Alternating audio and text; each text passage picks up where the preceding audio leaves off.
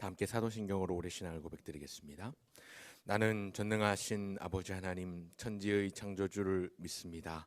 나는 그의 유일하신 아들 우리 주 예수 그리스도를 믿습니다.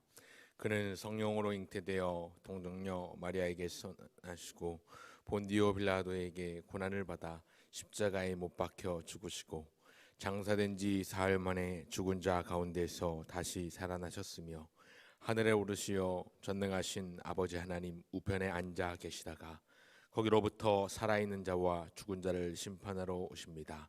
나는 성령을 믿으며 거룩한 공교회와 성도의 교제와 죄를 용서받는 것과 몸의 부활과 영생을 믿습니다. 아멘. 다 함께 찬송가 453장입니다. 453장입니다. 함께 찬송하시겠습니다. 453장입니다.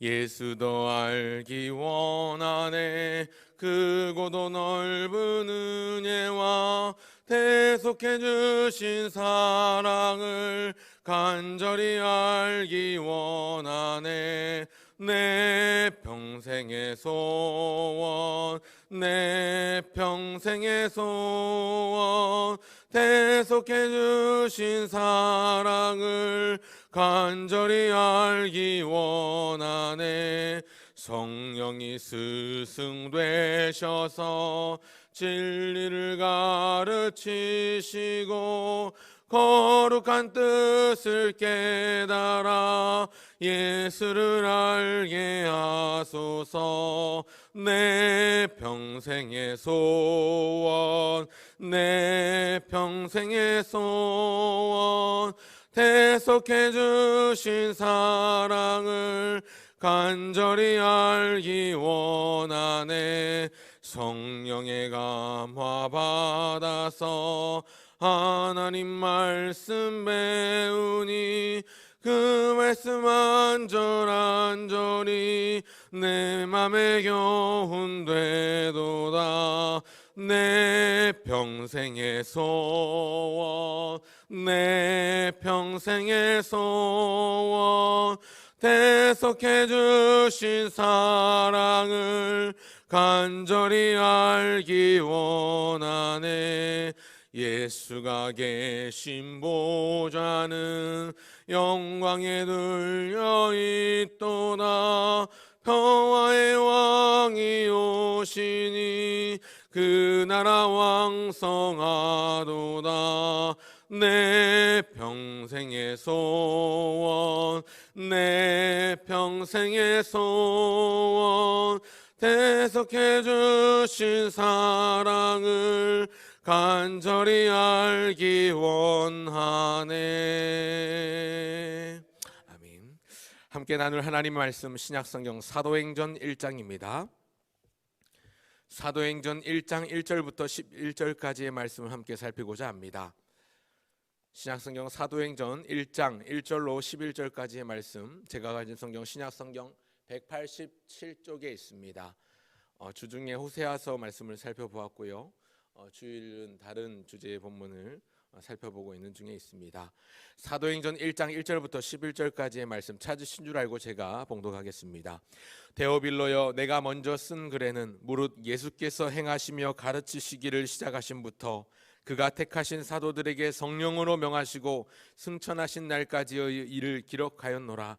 그가 고난받으신 후에 또한 그들에게 확실한 많은 증거로 친히 살아계심을 나타내사 40일 동안 그들에게 보이시며 하나님 나라의 일을 말씀하시니라. 사도와 함께 모이사 그들에게 분부하여 이르시되 예루살렘을 떠나지 말고 내게서 들은 바 아버지께서 약속하신 것을 기다리라.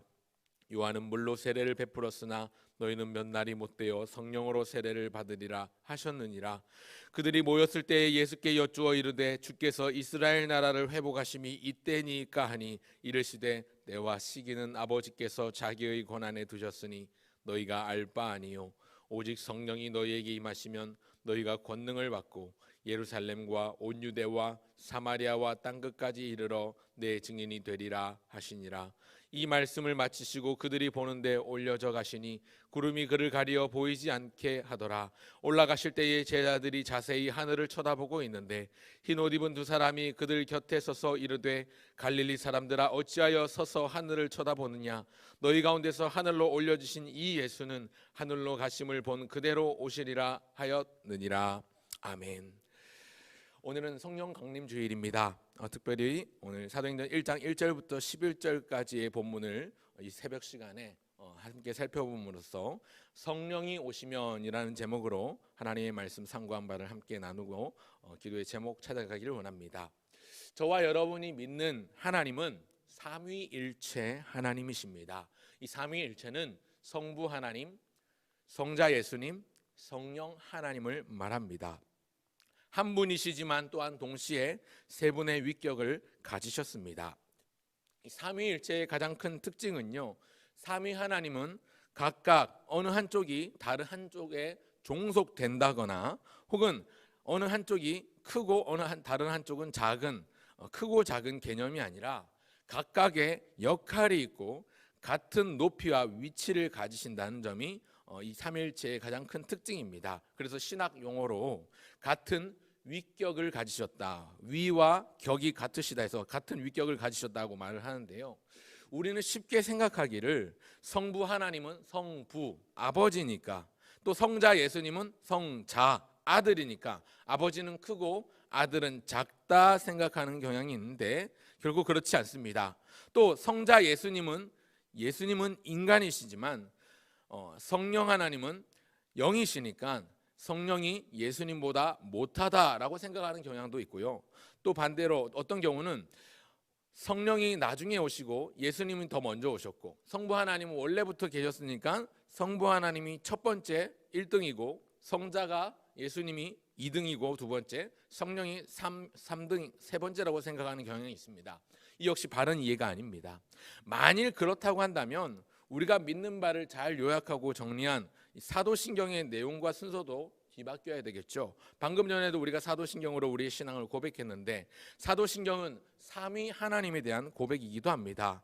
특별히 여러분 사도신경의 내용을 생각해 보십시오. 성자 예수님께서 행하신 일에 대한 고백이 이 사도신경 분량의 절반 이상을 차지합니다. 또 우리가 예배드리고 마지막에 목회자가 복을 선언하고 축도를 하지 않습니까? 축도할 때도 순서를 여러분 떠올려 보십시오. 주 예수 그리스도의 은혜와 그 다음에 성부 하나님의 사랑이, 그 다음에 성령 하나님의 교통하심이 나오시요. 이 순서 역시도 그냥 정해진 게 아니고요, 우리의 대속과 구원에 있어서만큼은 예수님, 성자 예수님께서 행하신 일이 중요하고 또 구체적이기 때문에 예수 그리스도의 은혜가 먼저 나오는 것입니다. 본래 삼위 하나님은 누가 먼저 오고 누가 나중에 온 게 아니라 본래 태초 이전부터, 창세 이전부터 존재하셨던 분이시고 이 성삼위 하나님은 서로를 영화롭게 하셨습니다. 삼위 하나님께서 인간들을 창조하신 것은 창조하신 인간들을 통해서 영광받기를 기뻐하셨기 때문에 이 세상을 만드셨고 그 세상 가운데 사람을 지으셔서 세상 위에 생육하고 번성하여 충만하며 그 세상을 정복하며 다스리는 가운데 하나님을 영화롭게 하게끔 하셨습니다. 오늘은 특별히 성령 하나님께서 하신 일들을 세 가지 정도로 요약해서 정리해 보고자 합니다. 첫 번째, 성령의 오심은 약속의 성취입니다. 오늘 본문 4절에 보면 사도와 함께 모이사 그들에게 분부하여 이르시되, 예수님이 행하신 말씀이 무엇이냐면 예루살렘을 떠나지 말고 내게서 들은 바 아버지께서 약속하신 것을 기다리라 라고 명령하십니다. 그 이유가 무엇인가? 5절에 너희는 몇 날이 못되어 성령으로 세례를 받을 것이라고 하셨기 때문입니다. 예수님께서 일전에 이미 제자들에게 말씀하신 바 보혜사 곧 성령이 오실 것을 말씀하신 적이 있습니다.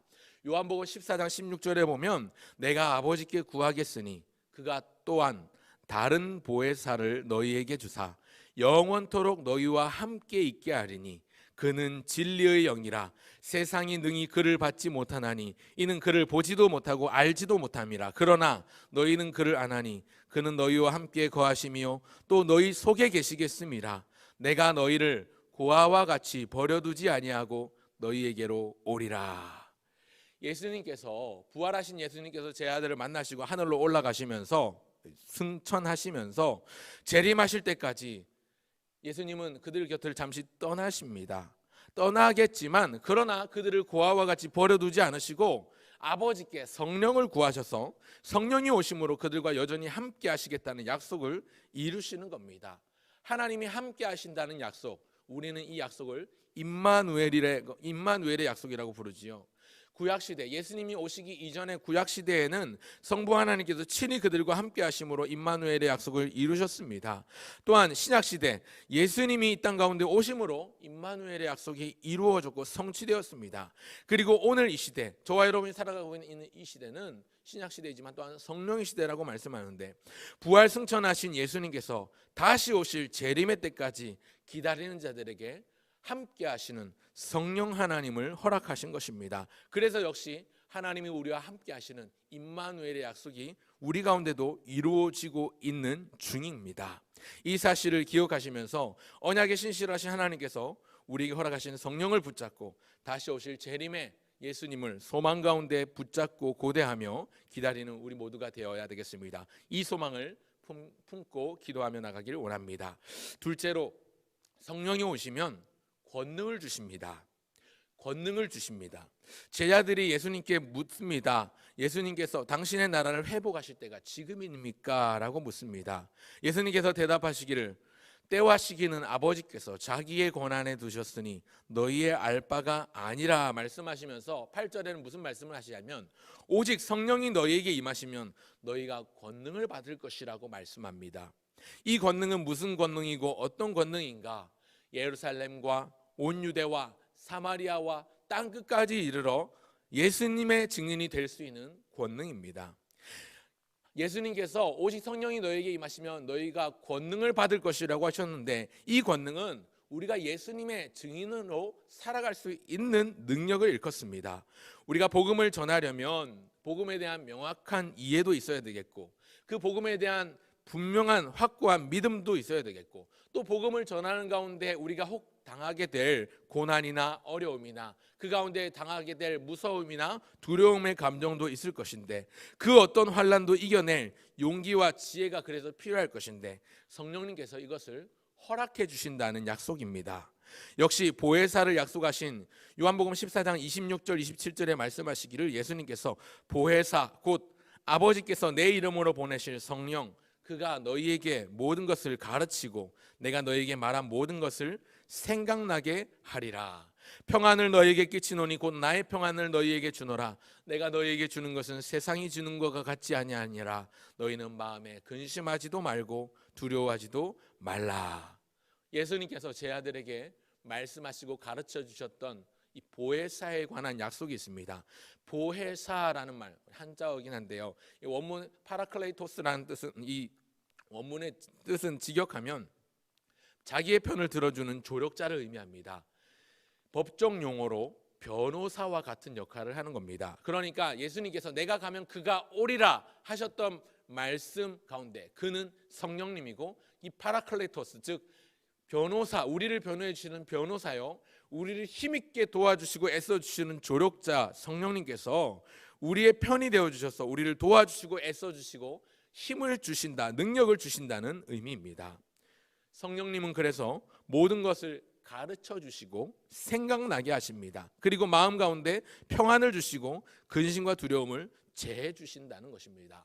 복음을 전하는 가운데 우리에게 능력이 필요한데, 복음을 전할 사명자로서의 능력이 필요한데, 이 능력은 우리의 뜻과 우리의 의지나 우리의 생각이 아니라 성령님께서 허락해 주시는 것들입니다. 이미 우리에게 있는 많은 달란트와 은사들이 있다면 성령 하나님께서는 그것들을 활용하셔서 복음 전할 능력을 우리에게 주시고, 또 복음을 전하는 가운데 두려움이나 무서움이나 생겨나지 않도록, 또 환난이나 어려움을 당해도 그것을 이겨낼 수 있도록 도와주신다는 의미입니다. 또한 성령님은 증언하시는 영이신데, 요한복음 15장 26절 이하에 보면 말씀하시기를, 예수님이 말씀하시기를 내가 아버지께로부터 너희에게 보낼 보혜사 곧 아버지께로부터 나오시는 진리의 성령이 오실 때에 그가 나를 증언하실 것이요 너희도 처음부터 나와 함께 있었으므로 이와 같이 증언하느니라 말씀합니다. 성령은 증언하는 영입니다. 우리가 성령에 붙들림 받으면 우리의 발로 밟는 모든 땅 가운데 우리는 부활하신 예수님을 증언하도록 살게 하십니다. 우리가 복음의 사명자요 전도자로 살게 하십니다. 말씀드린 것처럼 우리 힘이나 능력이나 우리의 무엇이 아니라 우리를 통해서 성령님이 친히 증언하시고 말씀하십니다. 오늘 복음을 먼저 믿은 자로서 복음의 사명자로 살아갈 때에 우리가 반드시 해야 할 것은 이 성령 하나님을 의지하고 붙들어야 하는 것입니다.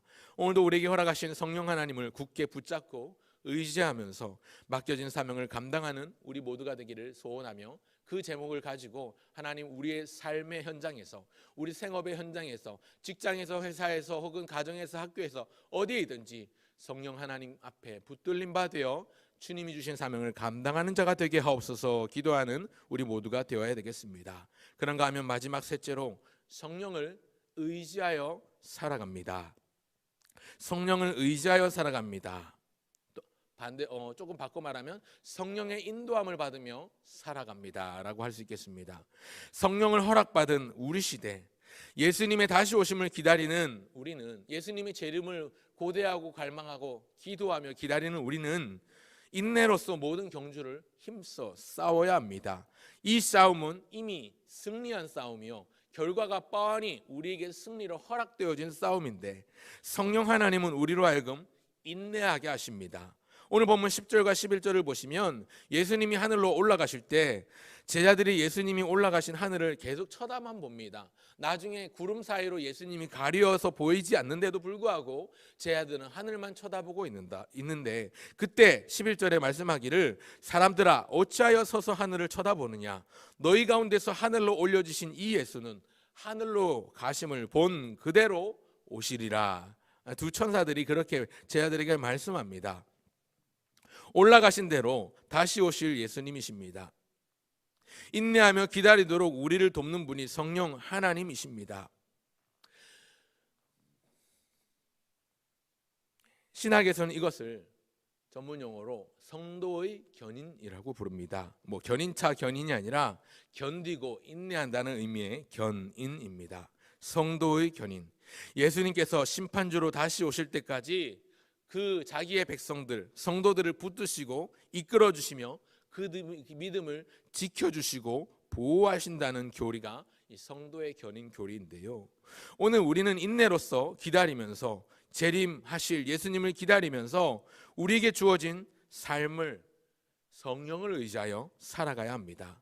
히브리서 12장 1절과 2절은 믿음으로 사는 성도가 이 마지막 때를 어떻게 살아갈지 지침을 제공해 주는데, 제가 읽어드리겠습니다. 이러므로 우리에게 구름같이 둘러싼 허다한 증인들이 있으니 모든 무거운 것과 얽매이기 쉬운 죄를 벗어버리고 인내로서 우리 앞에 당한 경주를 하며 믿음의 주요 또 온전하게 하시는 이인 예수를 바라보자. 그는 그 앞에 있는 기쁨을 위하여 십자가를 참으사 부끄러움을 개의치 아니하시더니 하나님 보좌 우편에 앉으셨느니라. 다시 오실 예수님을 기억하고 기다리고 전하면서 성령님을 의지하며 날마다 믿음의 경주를 힘써 싸워 승리해야 하는 것이 성도의 이 땅에서의 삶입니다. 우리는 재림하실 예수님을 기대하고 고대하고 기다리고 있습니다. 여러분, 마가의 다락방에 모였던 오순절날 예수님의 제자들과 또 함께 모였던 120명의 신도들이 모였을 때 예수님을 간절히 기다리고 사모했는데, 그들이 간절히 기다리고 사모했던 삶의 모습이, 그 행위가 뭐냐면 바로 기도였습니다.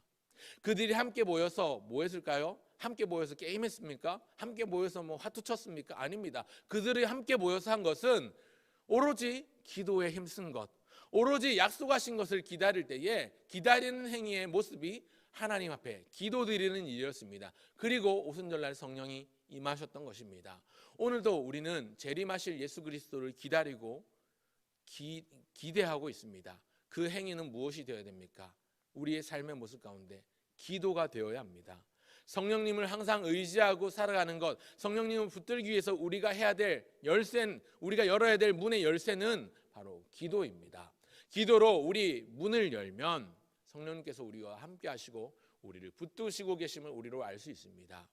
우리는 이미 우리 안에 내주하고 계신 성령 하나님의 존재를 알고 있습니다. 문제는 내 안에 육신의 소욕, 나의 이기적인 자아가 너무 강하기 때문에 성령 하나님이 충만히 거하시지 못하고 충만히 임하시지 못하고 충만히 내 삶을 지배하지 못하고 있다는 사실입니다.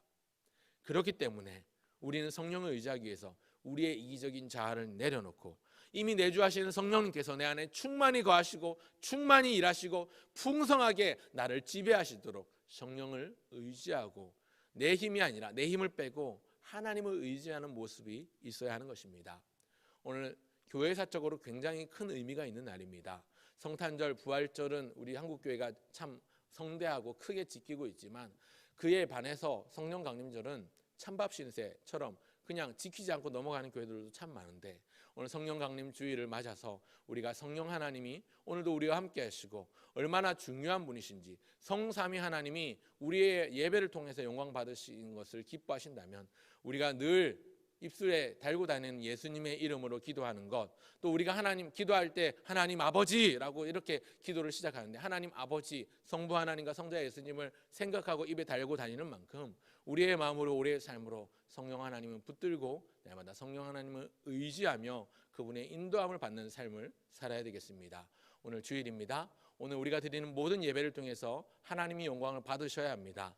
성부 하나님만 아니라 성자 예수님만 아니라 성령 하나님까지 우리가 믿는 바 삼위일체 하나님, 성삼위 하나님이 우리의 예배를 통하여 영광 받으시도록 기도하시는 우리 모두가 되기를 간절히 바랍니다. 그리고 이번 한 주간도 주님께서 주시는 힘을 통해서 성령과 함께 동행하시고 함께 성령의 인도함을 받으며 살아가는 저와 여러분 모두가 되시기를 간절히 소원을 드립니다. 기도하겠습니다. 하나님 아버지 은혜와 사랑을 감사합니다. 오늘도 우리와 함께 하시는 임마누엘 하나님 의지하며 감사하며 찬송을 올려드립니다. 성부 하나님께서 친히 함께 하시는 임마누엘로, 또한 성자 예수님을 우리에게 허락해 주신 임마누엘로, 또한 성령 하나님께서 이미 우리 안에 내주하고 계신 임마누엘로 함께 하신 하나님 감사합니다. 성령의 오심이 하나님의 약속하신 말씀의 성취임을 기억하며 언약에 신실하신 하나님을 의지하는 우리가 되게 하여 주시옵소서. 또한 성령이 오시면 모든 사람들에게 복음을 감당할 사명자로서 세워주시고 그 사명을 감당할 권능도 허락해 주심을 믿고 감사를 드립니다. 오늘 우리가 살아가고 있는 이 시대 가운데 주님께서 맡겨주신 사명을 감당할 권능을 하나님 이미 우리에게 성령으로 허락하신 줄 믿사오니 우리가 처한 상황 가운데, 우리의 속한 형편 가운데, 우리가 밟는 모든 땅 가운데, 모든 지경 가운데 성령 하나님을 의지하여 주님이 맡겨주신 복음을 잘 감당하며 우리에게 맡겨주신 사명을 감당하는 우리 모두가 될 수 있도록 도와주시옵소서. 무엇보다 성령 하나님을 의지하며 살아가기를 원합니다. 날마다 성령의 인도함을 받기를 원합니다. 내 생각, 내 욕심, 내 의지를 따라 살아가기보다, 내가 내 삶의 주인이 되기보다 성령 하나님의 인도함을 받으며 주님이 주인 되시는 인생, 주님이 인도하시는 인생, 주님이 우리를 보호하시고 지켜주시는 인생 되기를 소원하오니 함께하여 주시옵소서. 주님이 다시 오심을 약속하시고 마지막 심판주로서 재림하실 그때를 소망하며 우리가 오늘도 성령 하나님과 함께 동행하며 주님이 말하게 하심을 따라 말하게 하시고 주님이 행하게 하심을 따라 행하며 나가는 우리 모두가 되게 하여 주시옵소서. 오늘 하나님 앞에 드리는 거룩한 주일, 따로 구별하여 드리는 이 날을 복되게 하사 우리가 드리는 예배를 통하여 성삼위 하나님 영광 받아 주시옵소서. 모든 성도들이 이전에 나와 하나님 앞에 예배하게 하시되 여호와의 전 뜰 마당만 밟고 돌아가지 않게 하시고 하나님의 임재의 깊은 곳에서 주님이 하시는 말씀을 듣게 하시며 주님이 주신 사명을 받게 하시며 그 사명 충성되이 결단하고 작심하여 우리의 삶으로 살아내는 우리 모든 성도들 되게 하여 주시옵소서. 오늘 함께 하실 주님 감사드렸고 우리의 구원자 되신 주 예수님의 이름으로 기도합니다. 아멘.